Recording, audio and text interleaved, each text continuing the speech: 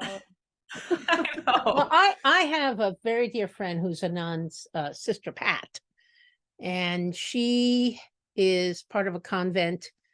Their headquarters are in Ohio, and they had about 450 acres of farmland. So they turned their convent into a senior living center Oh, very cool. because as the nuns age out, they need a senior living center, but now they've made it available to the community. And there's fewer Oh, nuns. wow. And it's a very, very, and I've been able to twice spend a weekend up there on the property. It's one of my most favorite things to do. Do they have Wow. land that you can walk Oh around? yeah, it's fantastic. It's really, really Mm. good. I love that. I've read a story. There's a woman, a nun out here who makes cheese. And she was featured, and it must have been NPR. And she just had the most fascinating life. And you can go up to wherever her convent is and watch her and the sisters make cheese. And that's Mm, on my bucket list for next year. Oh, that sounds nice. That sounds amazing. great. Yes.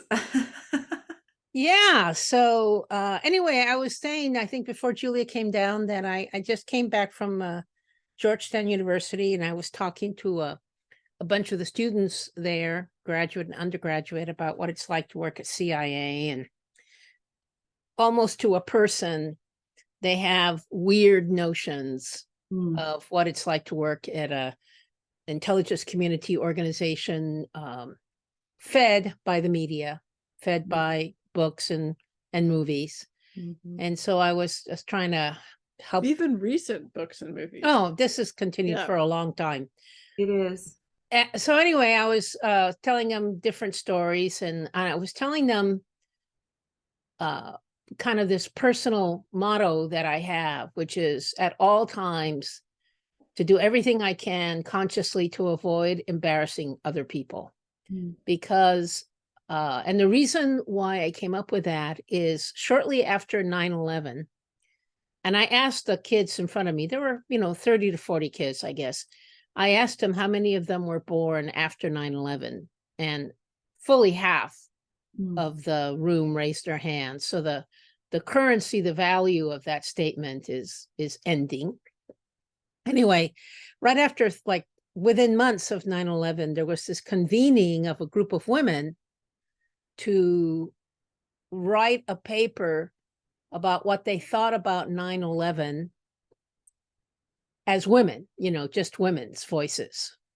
And it was done in the most wonderful way. So we had a school principal from a DC school, so it was unclassified. We had a couple of Arab speakers, Muslims, though I think one of the Arab speakers was Christian. We had a woman come down from the Susan B. Anthony Oh, wow. house in upstate New York. It was fantastic. Hmm. And as we thought about what happened to those young men who did this horrible deed, we came to the conclusion that they had all been humiliated. Mm. And humiliation is just the worst possible emotion to evoke in another person. And so that's where I made this vow to always avoid embarrassing people because of the realization of this harm that can be done. And right now, I think we're living through a period of time in the world where lots of people are being humiliated and nothing good will come of it. Can we define humiliation? Because you first said embarrassment and then you said Yeah, I think humiliation. embarrassment is what leads to humiliation. Yeah. So it doesn't necessarily lead to But humiliation, it can. but It's like step embarrassment, one. it's like step one. I've embarrassed you. And it can be as, small as kind of making a joke at someone's expense or pointing out something about them that you have a judgment about. But see, those examples are so perfect because embarrassment, it sounds like the real key here is the separating out. The person's no longer belonging. The person's no longer Yes, included. right. Right. So it's really the sort of the isolation of someone. Yeah. It is the isolation, but it is also, and this is where humiliation is, it's also where I think humiliation speaks of a feeling of powerlessness. Mhm.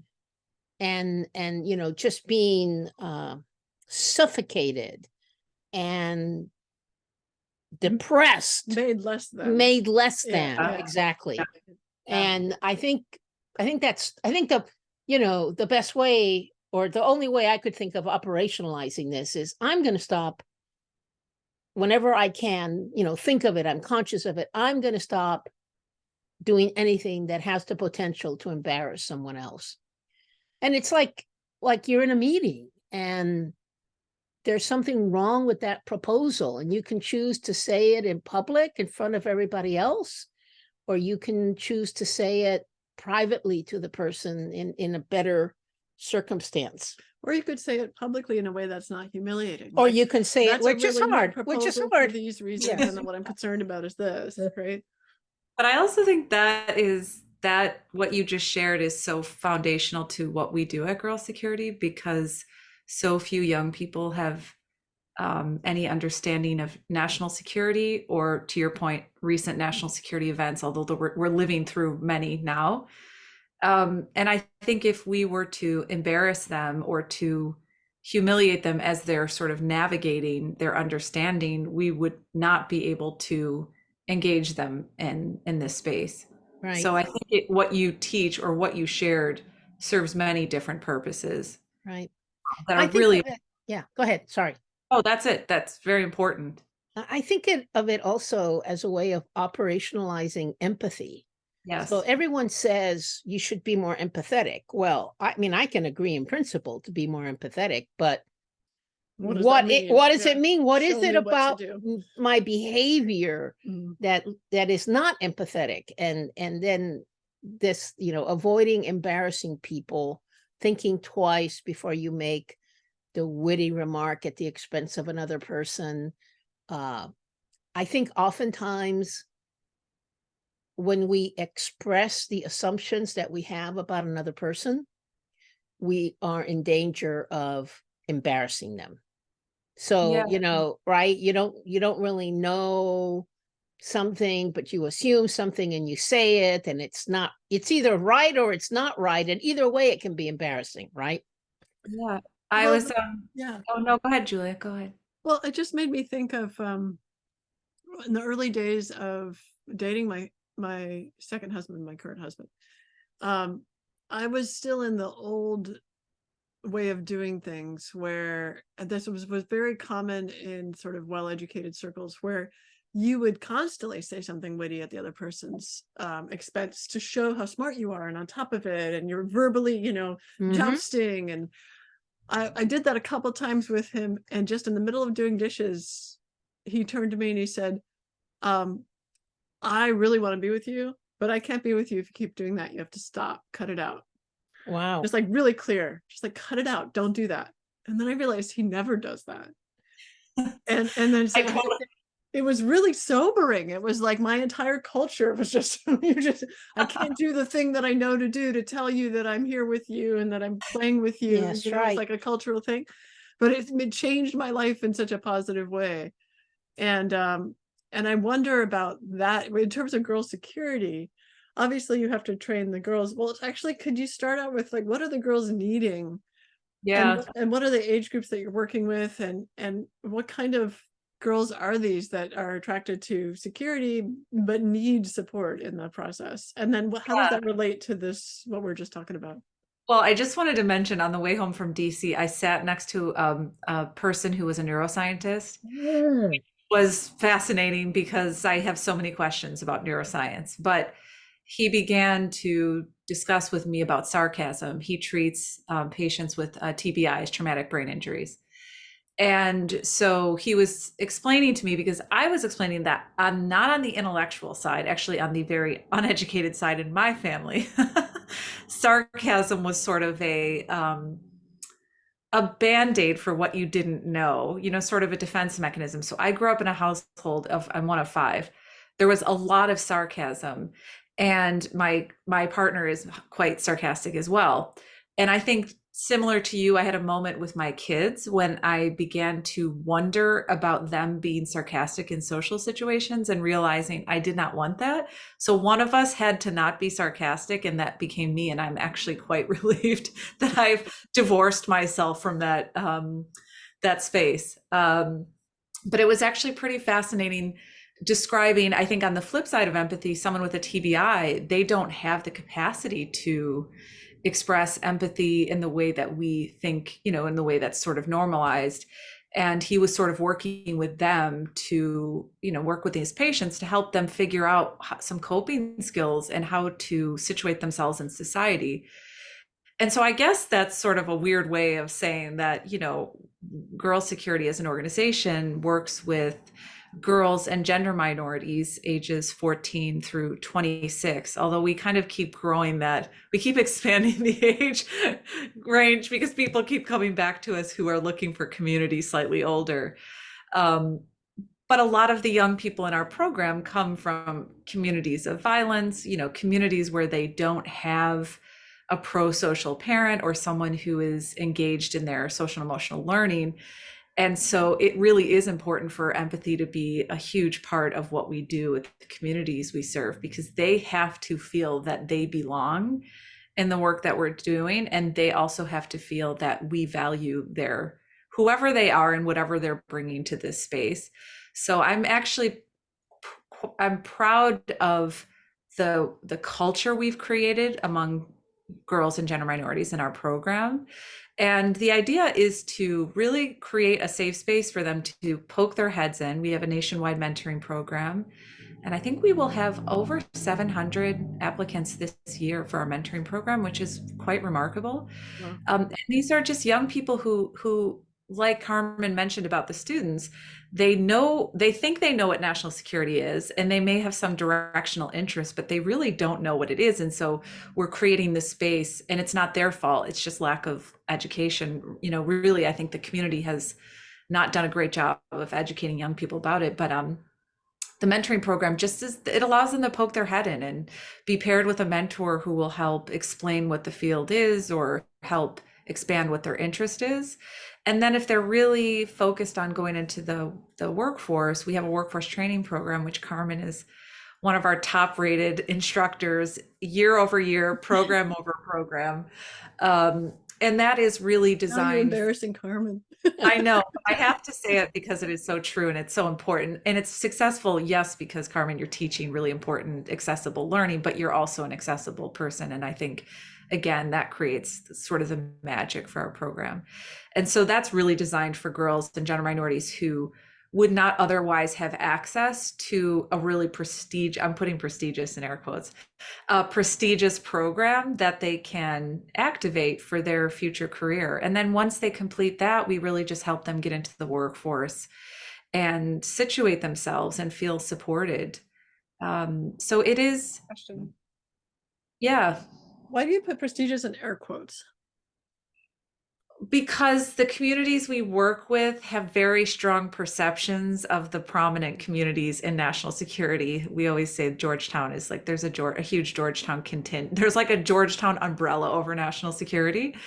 And so we don't use the word prestigious in our program, but we sort of make it a focal point in a discussion around why their assumptions about the field vis-a-vis what they see in terms of academia or, policymakers who are visible is, it's part of the discussion we have with them. Well, that's interesting, because I was just sort of thinking, if I were one of those girls, if I had, met you at that age, I could easily be one of those girls, and I would want it to be a prestigious program. I would want you to use that word. Yeah, I think some do. And we don't not use it. I'm sort of just using it as we discuss it. But I guess my point is it's creating a program that they wouldn't otherwise have accessibility to, and sort of demystifying, I think, sort of a veil of elitism that falls over the national. Oh, so in other words, it's prestigious but not elite. Yes, elitist, maybe that's elitist. Elite Elite has a different Yeah. meaning. So I'm reminded here, because we so carefully script Pandas Playing Oh, Cello. we're for writing for hours to Yes, play these that we actually have not even properly introduced you, Lauren. Oh yeah, right. I mean, you know, you would think that would be something we would Let's just do. get into why Well, we can I interject for a moment because Yes. I was speaking at Columbia and the person who was I'm not going to say who it was. The person who was introducing me picked up my bio and he was like, "Well, I don't really know what to. There's not a whole lot here, so how do I introduce you?" And I was like, "Wow, thank you for that super dynamic intro. I really appreciate it." There's not a Um, whole lot here. That's a great start for like, and this is why we have girl security. It is, but you know what? It serves its purpose because my role isn't to impress, right? It's to make them feel like they can talk to me, which is what happened, and everyone started crying. So it was sort of the Oh, wow. sometimes how those things go. But anyway, why don't you introduce yourself, Lauren? Yeah. And Sounds good. we'll that way everyone will know who's been talking. And we'll throw out the script. I love it. I love it without a script. Well, I'm Lauren, and I'm the founder and CEO of Girl Security, which is an organization advancing the full participation of girls and gender minorities into national security. And I hail from Chicago. I'm now in Massachusetts, though. Yes, and I had an early interest in. I don't think it was in national security. I actually just think I had an early interest in the human experience in general. And eventually that sort of translated into a study of conflict and sort of what the impact on girls and women are. So a lot of gender centered work. And then after I graduated from college in 2002, I started working at a national security think tank, which I had no idea what I was doing. And my parents thought I was in the CIA because I kept talking about things that they could not access and could not understand. And I was the one of few women, and I had really bad experiences on my first job. Ultimately, I was sexually assaulted, and I ended up leaving my job after about 6 or 7 years. I was in law school, and I really wanted to be a national security lawyer. I was really passionate about the rule of law and the role that it served in national security. And so I was very lost and I left for about a decade. I worked on two civil rights lawsuits against the city of Chicago with a mentor who really gave me space to rebuild myself. Mm. And then in 2016, I was just angry. I was angry. I thought I loved that work and I felt um, very much convinced that I wasn't going to let that be a space that that happens to other young people as they enter, because we need a diverse set of people. We need diversity in this field. So that sort of kicked off Girl Security, and it just has grown since then and been a really wonderful experience. It's a fantastic thing, and the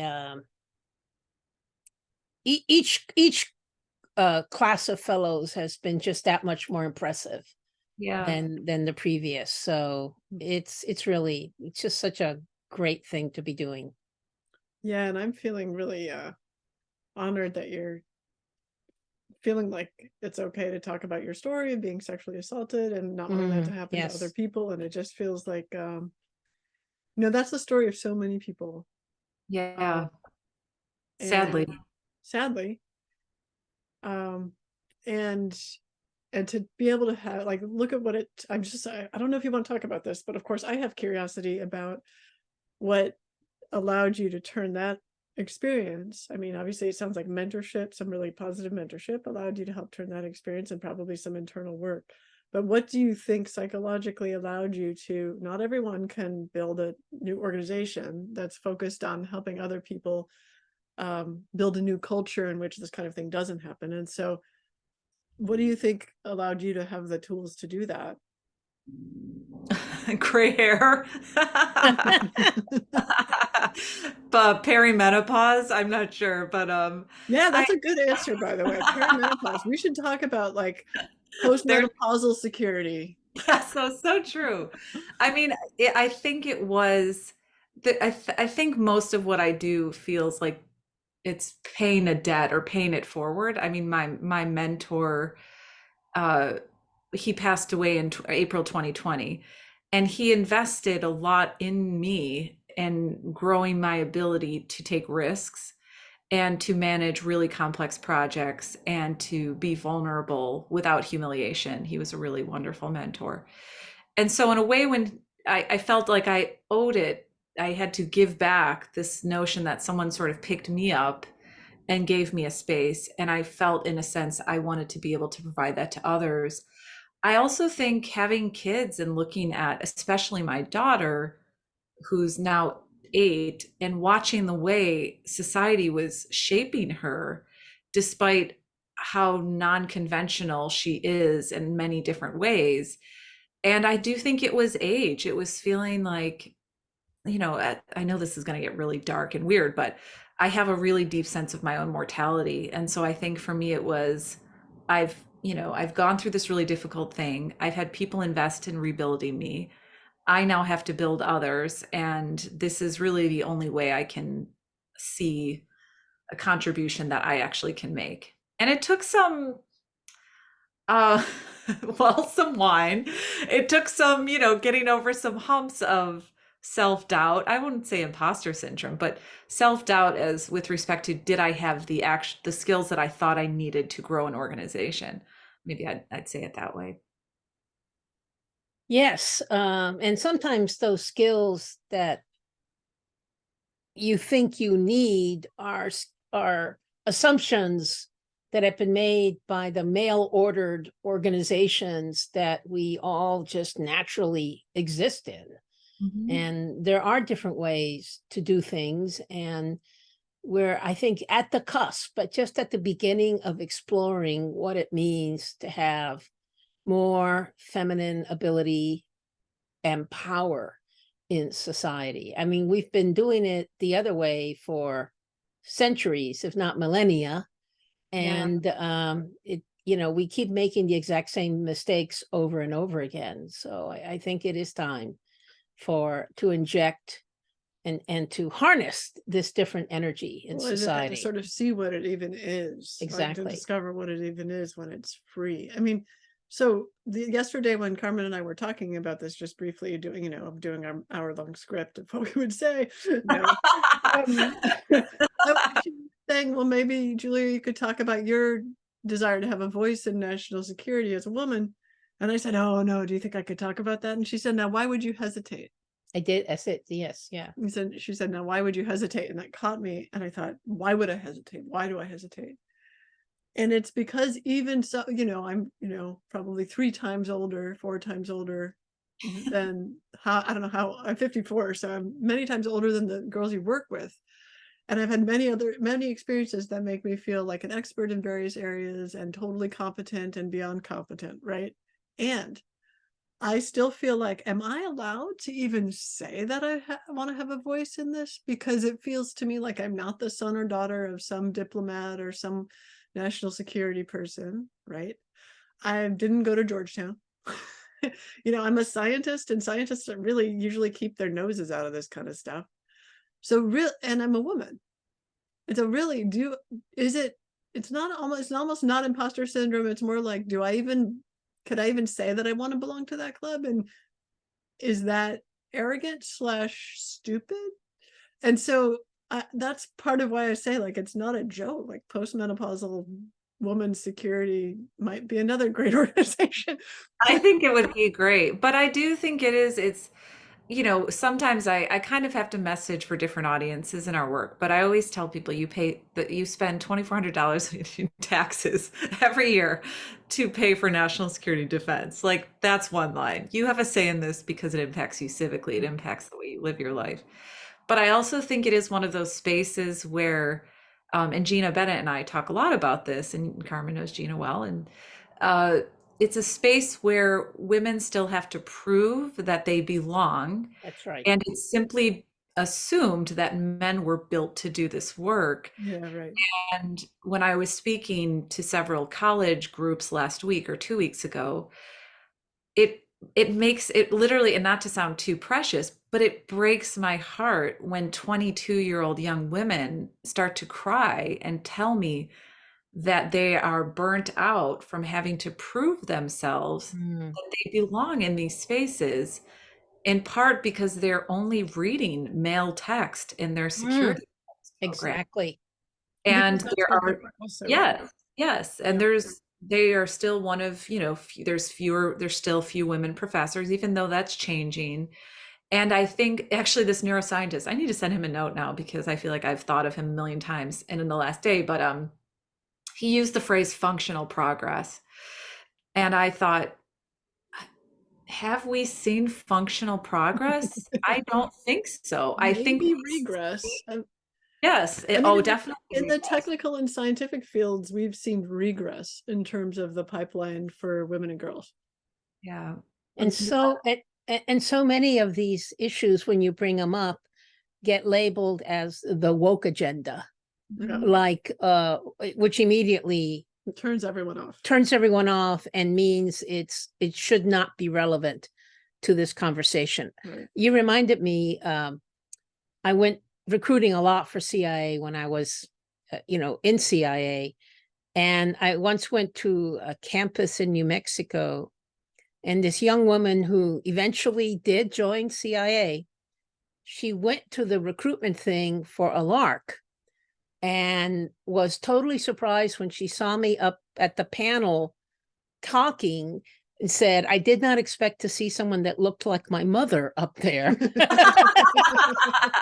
But that was a good thing and is what led her to apply and join the organization. And it's definitely, when people think of CIA or NSA, they just don't think of mothers. And if they think of women at all, they tend to think of crazed, obsessive, unbalanced people. Sort of aggressive, Aggressive. and hyper masculine. Yeah, perhaps. Yeah. Thank you, Homeland, for perpetuating that. Exactly. And Zero Dark 30 didn't help either, Yeah. frankly. Well, there's like current series coming out, it feels like every day on Netflix. Spycraft, there's the one about the lawyer who's at the CIA and they toss him to the wolves immediately. I don't watch any of them, so I watch them all. I them all, and I'm them. like, holy cow! I would like this sounds horrible.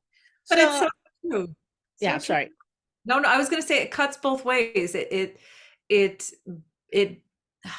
it messes up, that's not an elegant word, what young women see in this space, but then it also makes it doubly inaccessible because it makes it seem so sensational and inherently dangerous. And it builds on a lot of just patriarchal constructs that Yeah, Absolutely. well, and also the question of what does the intelligence community want to recruit for? Does it want to recruit someone who's like paranoid, hyper aggressive, thinks there's someone looking around every corner and is a conspiracy theorist? Because great, it's doing great. Exactly. I mean, ugh. One of someone I was talking to someone earlier this week, who's in Europe, actually. You'll understand why I say this. Who was telling me that he watches Pandas Playing Cello and has recommended it to other people. And he said, I know what you're doing. I know this is really like a secret attack on the patriarchy, but you're doing it in the most gentle and accessible of ways, something like that. He was a funny guy. And let me just say for the record that we are not gently attacking the patriarchy. No, the patriarchy. But see, the great thing about the patriarchy is eventually patriarchy hurts everybody. It hurts it men, does. it hurts women, it hurts Exactly. children. It doesn't help anybody. It's an outdated notion. And so it's not even an attack. It's sort of like giving the patriarchy a sleeping pill so it gradually just falls asleep. Oh, But you know what the reality is though, and I've been saying this a lot because we've rolled out some opportunities for boys and we're going to be doing some focused work next year. But when I see my son, I was telling my husband, I took him to this farm nearby and he got some cookies and he was reading the label and he was so genuinely excited. He was like, Mom, this is a woman-owned business, and was eating the cookie.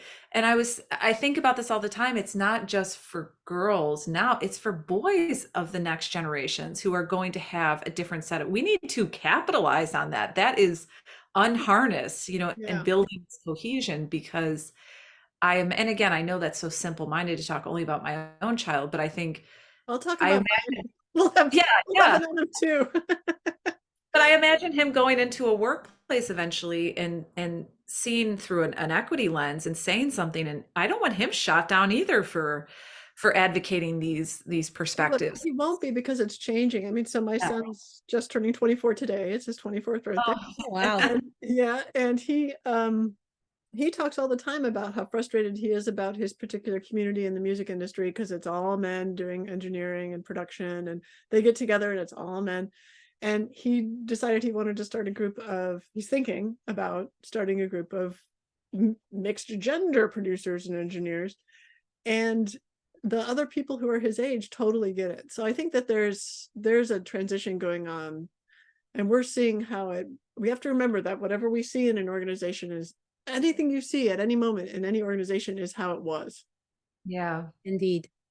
And just to give a little bit more urgency to this, we now have, you know, in the blink of an eye, we're dealing with these incredibly powerful AI engines who are being built on a corpus of information that is largely homogeneous and reflects a European male perspective because they're the ones who've been writing the books. And so we have to be very careful. And I think it just gives us that much urgency to get more voices. And I just want to say for any AI developers that they're absolutely free to use the entire corpus of Pandas Playing Cello to But it is true. And I train was their talking, AI engine. and it's I was talking to a woman who wrote her thesis on the depiction of women in silent film, and sort of Oh, boy, that led I'd us love down to a read very that. that led me down a research rabbit hole the last couple of days. And I mean, to simplify it, to your point, these technologies they're a mirror back on us. You know, they reflect how much functional progress we've made or not made. And I think AI is the perfect example of, I mean, teenage girls are being targeted by deep fake nudes. It's a phenomenon. It's targeting them, and the alternative for many of them is to log off. Yet we're building a digital world, a form of ideas. It's the future, and they're shuttering themselves offline. So you just sort of see this next, you know, the architecture of this next domain where it's imprinted with so many of the same. Well, you uh, make a really good point there, Lauren, and you've made many others previously, but this one I hadn't really focused on until you said it. But oftentimes when people talk about the dangers of social media, the solution they offer is, well, just don't get on it.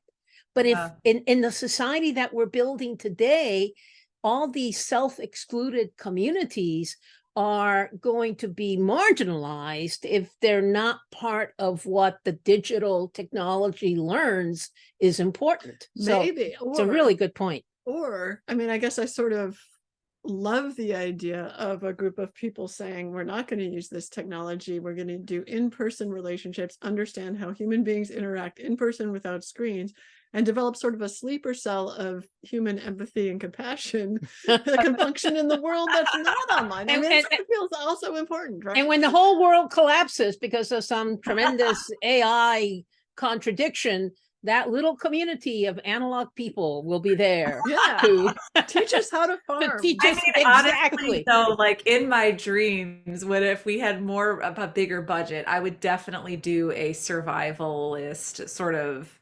There would be a part of our training program that gets into like just the nuts and bolts of basic survival skills. Like, how do you Because- can food? Yeah, I don't know I how to mean, do that. I would like to. My I'm grandma used to do intimidated that. by it because I know Yeah. you can do it wrong. Kill yourself. Yes, and it can be you very can bad. do it really wrong, but it actually is not that hard. And yes, I think that would be a really good skill. But I do think so. I mean, it is one of those things where, yes, I suppose in theory you could, but you can't, right? Because that's where young people want, that's the space they want to be in. And Well, but it can be redesigned. I mean, we don't have to create technology that's known to be addictive and target children to yes, addict them, yes. right? We can have spaces that are non-addictive, but that are places to share ideas. Well, I can There's ways to say, do that. well, I was at Georgetown today. We spent 90 minutes in a conversation and nobody ever pulled out a phone that I That saw. And it was a very high quality conversation. So That's awesome. it can still be done. It could be done. Yes. Another sleeper cell. So we're approaching an hour together, hard to believe. Yeah, wow. And Oh I my want to be goodness. respectful of our time, Yeah. particularly your time.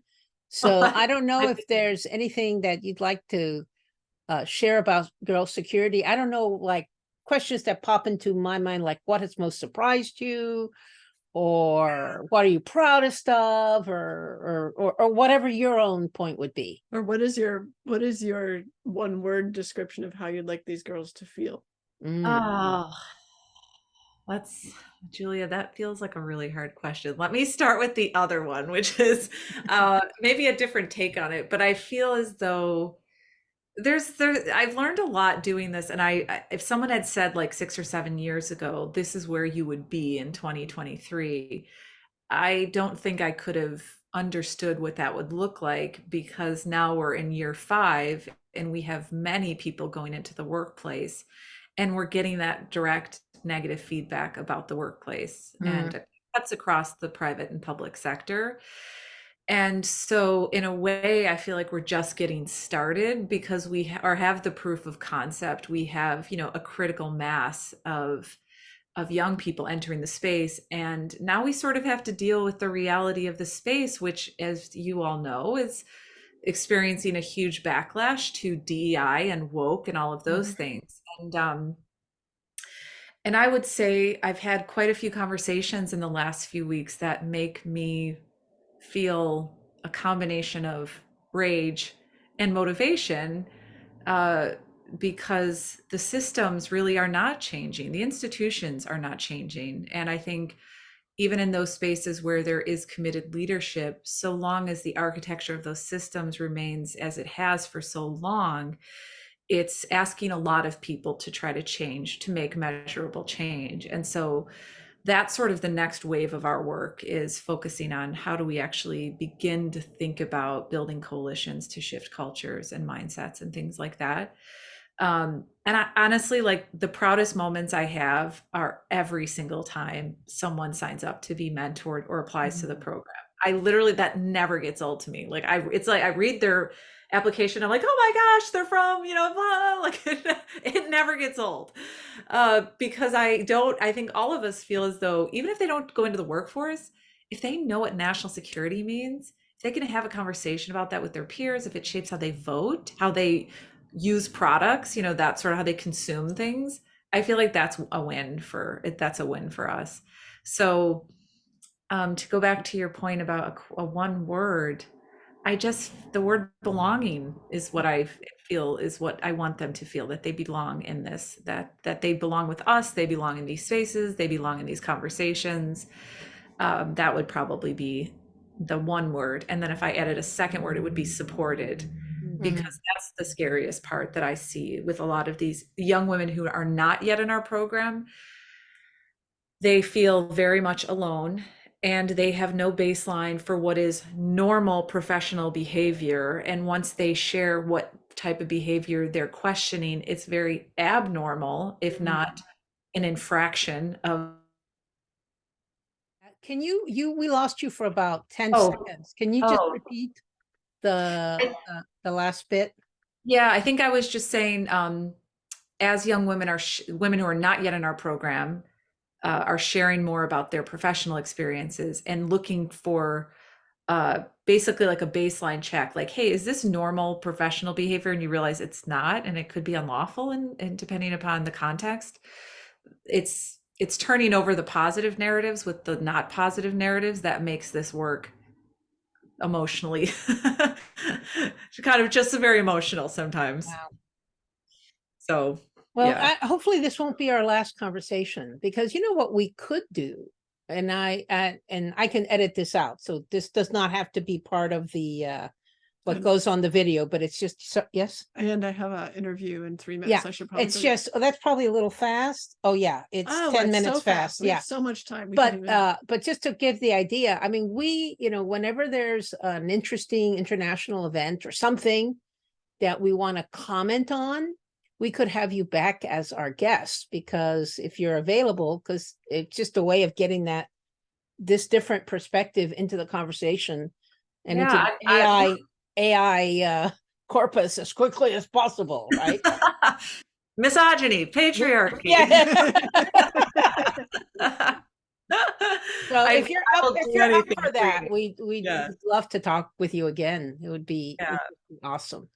Yeah, and I think what you're doing is really important, and I feel like this is an honor to even be included in your. Oh, are you kidding? It's just, This is us talking yeah. casually.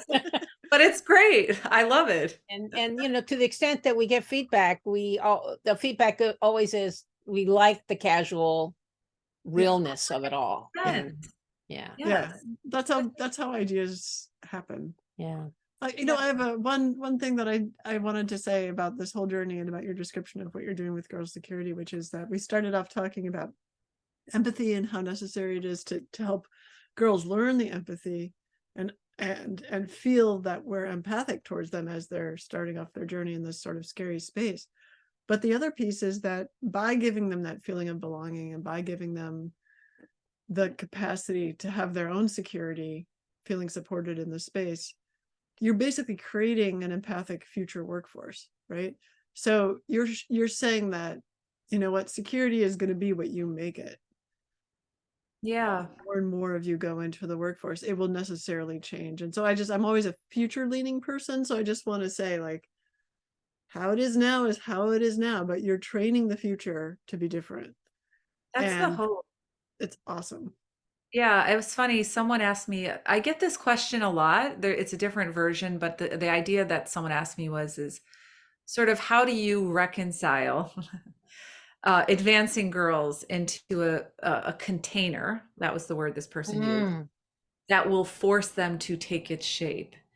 And Well, because that'll change. Because it'll change. And my only response was, um, if you concede that you believe that containers can't be changed, then why do we invest anything in social change and progress and advancement? And I get that question more often than you might think. And I find it to be quite a misogynistic question, actually, in a way, because it assumes a lot about what girls and women can or cannot do vis-a-vis systems. Exactly. So, I do believe if at minimum we build these peer networks where people feel supported, there's various layers of value in the work that we're doing that I've drank the Kool-Aid. I believe in it. Like I'm all in. Are you familiar with the term male ordered organizations? No. Okay, this is just Google it. Okay. There was someone who came up with the term and wrote some business journal article about it 30 years ago, male ordered. Male ordered. And she makes the very, very good point that organizations take on the characteristic personalities, behavior codes of the founding generations. Ooh. The founding generations of almost all the organizations that exist were men. So inevitably, and it's not like a knock on the men, or it's not there's nothing they could have done about it. They were the ones who established the military. They were the ones that established corporations. So their values are almost invisibly weaved into the organization. And one of my favorite examples of male orderedness, which is not even transparent to people, is the design of cockpits in the Air Force of fighter planes. And I met with a group of young, or not young, various ages of women who were in the Air Force. And they said that you have to be 5'9" or taller to sit in the cockpit, to operate the cockpit of certain types of fighter jets. And no one really knows why it was designed that way, but it just discriminates against women and, of course, men under 5'9". And they didn't really discover it until they started investigating why there weren't more women fighter pilots, even though they had now made it totally okay for women to become fighter pilots. And that's when they investigated this artifact of a mail ordered system. And it is everywhere. It's in how we think about childcare. It's how we think about work-life balance. It's how we think about the container. It's how we think about the importance of being hard and domineering at work. All of that just represents the values of the founding generations who happen to be men. But you know, it's from an organizational behavior point of view. I was just reading about this, that organizations that are basically short-term sprint organizations actually are more productive and do better when it's a single gender group, because they don't have to learn each other's language. Fascinating. So all those organizations started out as like, we got to get this done. We're going to do this thing.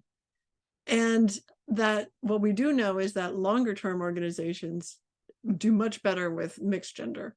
Interesting. But they also have the luxury of time to learn the different languages, because there are these kind of different languages and ways of being.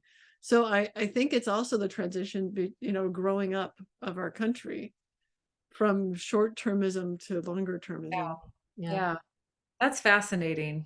Anyway, look it up, mail ordered, and you'll find the I will article and you'll definitely- read it and you'll enjoy it. Well, I'm probably going to cite it because I'm writing a whole thing right now on victim blaming 2.0. Okay. There you go.